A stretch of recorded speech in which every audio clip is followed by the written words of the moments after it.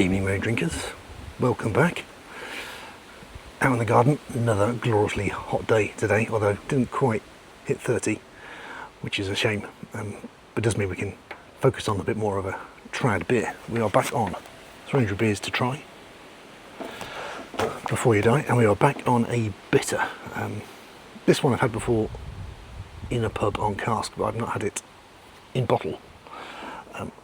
It is Adnams Brewery's Broadside.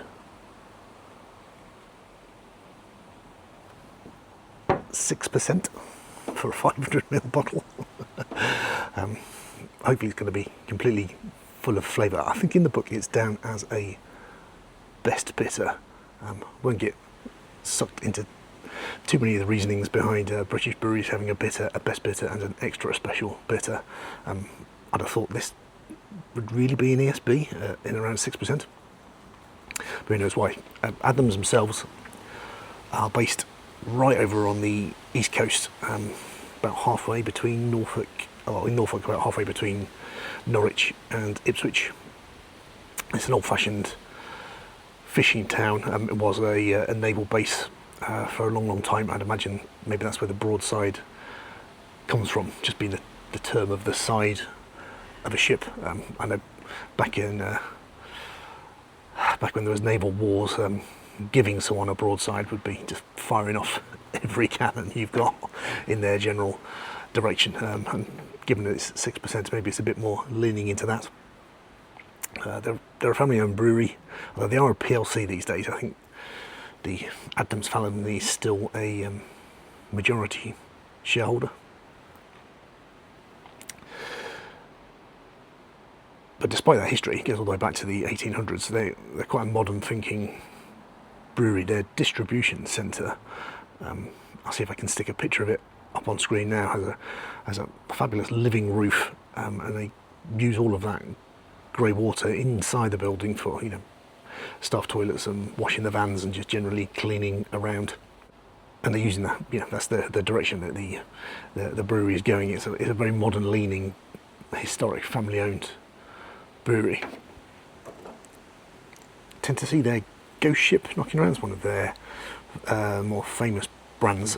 This broadside, when you have it in cask, I think is around about 4.5%. Did enjoy it at the time. I have to see what this beast leads itself up to. So it's got a rather fetching picture of a couple of boats in on the front. It's got on the side, brewery was established in 1872, and this beer is to celebrate the Battle of Sole Bay, which was fought off the coast of Southwold in 1672. Brewed to mark its tercentenary in 1972. So the taste of Broadside has been enjoyed for over 50 years. It stands as a premium ale rather than a bitter. A ruby red ale which should deliver a canon of fruitcake notes, and is charged with the richness of conserved fruit, whatever that quite means.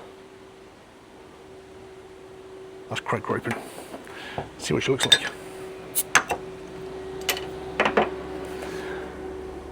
Trusty Joseph Holt pint pot, courtesy of Mr. B's Homebrews and Beer Reviews. I got a very, very, very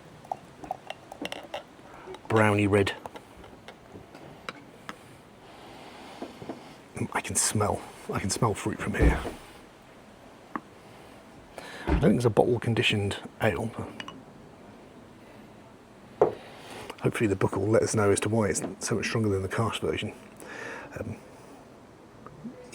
Very, very dark red. It comes out quite nicely on screen actually, because obviously got the sun in behind me. It's got a lovely red, almost like Star Wars Imperial red glow to it.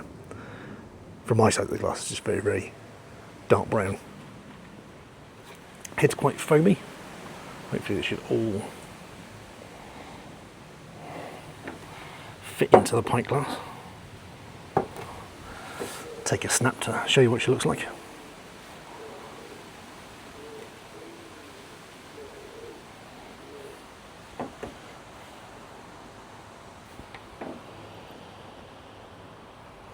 It does smell like fruitcake.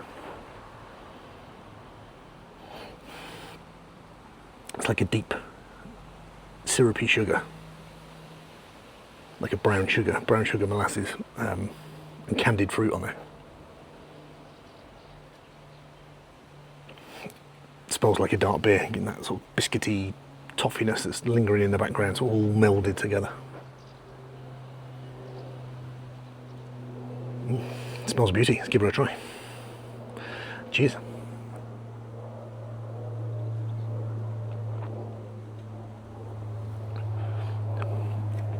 Lovely and sweet, right in the front of the tongue.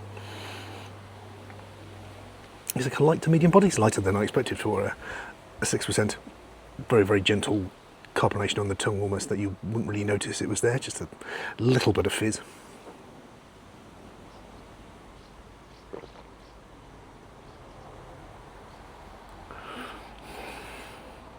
Slightly bit more carbonation when you get a great big amount in your gob.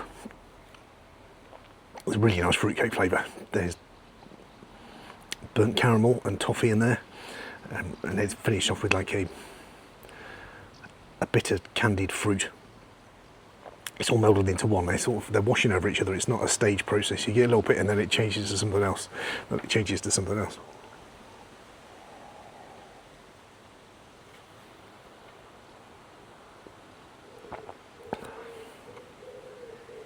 That is a really solid pint.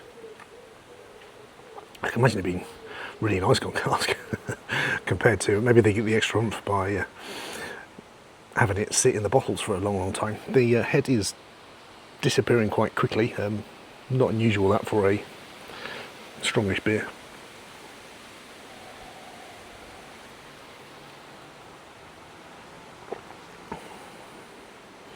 It's just a great bitter. It's delivering all the bits you want. It's nice and sweet. There's a complexity to it. It's not just a general sweetness up front. You can get a bit of toffee, bit of biscuit, bit of caramel, and then the fruity bit is down at the back end as you're swallowing down that bitter fruit. A bit of red berry tends to come through. There's a really nice lingering flavour in your mouth. It definitely stays there. Every single bit of it is when you go searching for it.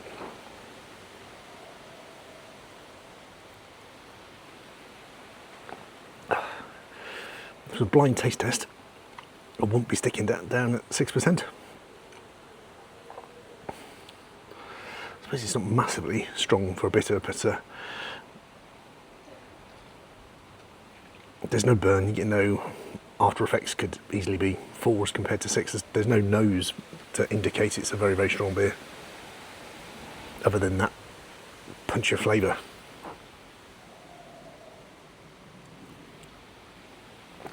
And its quaffability is very, very high.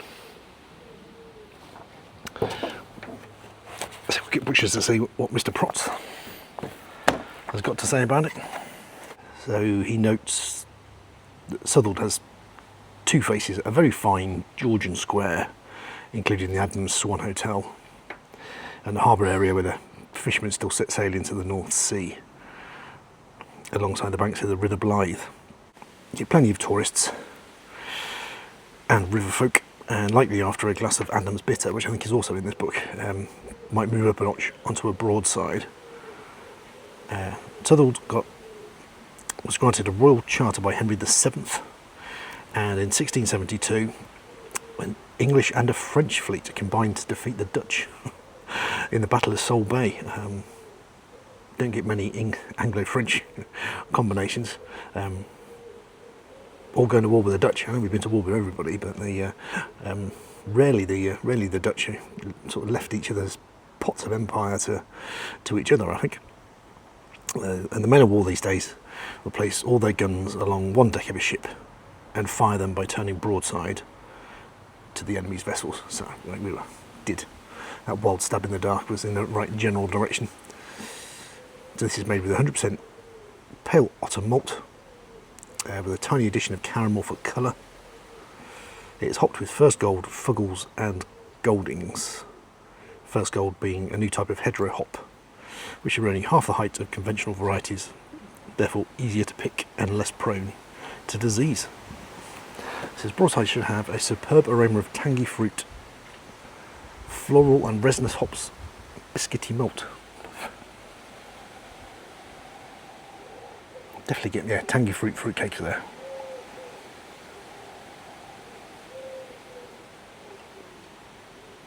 Doesn't smell like any type of flowers I've ever picked. You should also say you should have an Adnams trademark whiff of seaside salt.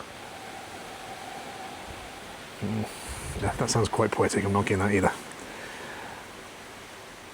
Should be tart orange fruit and spicy hops in the mouth with a deep, long, tangy fruit finish alongside biscuity malts and a great depth of hop bitterness. I mean, that's what it means about it, just lingering around.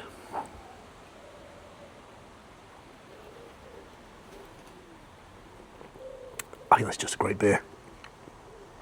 It does everything that you want it to from a bitter. It's toffee sweet.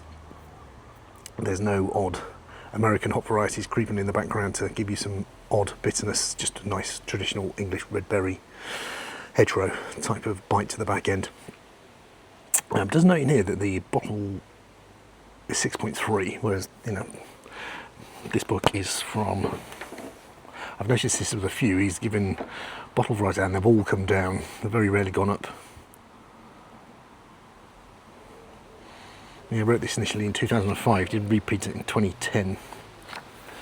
So it's been tickled down a bit. I don't think it's done it any damage. It's an absolute cracker. When I had a cast point, I mean, scores for me, yeah, well, taste is just a completely personal thing. That is an absolute banger of a beer. In my own personal head, I think I gave the cast version 3.5, but I think that's going to be slightly higher. Did enjoy something with similar to the ESB. I think I'll level peg it with that at 3.6 out of 5. Cracking bitter. If I ever did see it on cask, I don't think they do produce it, but I would buy it in an instant. But for the bottled version, at a couple of quid in the supermarket, get it in you. Adnams and the Broadside. Cheers.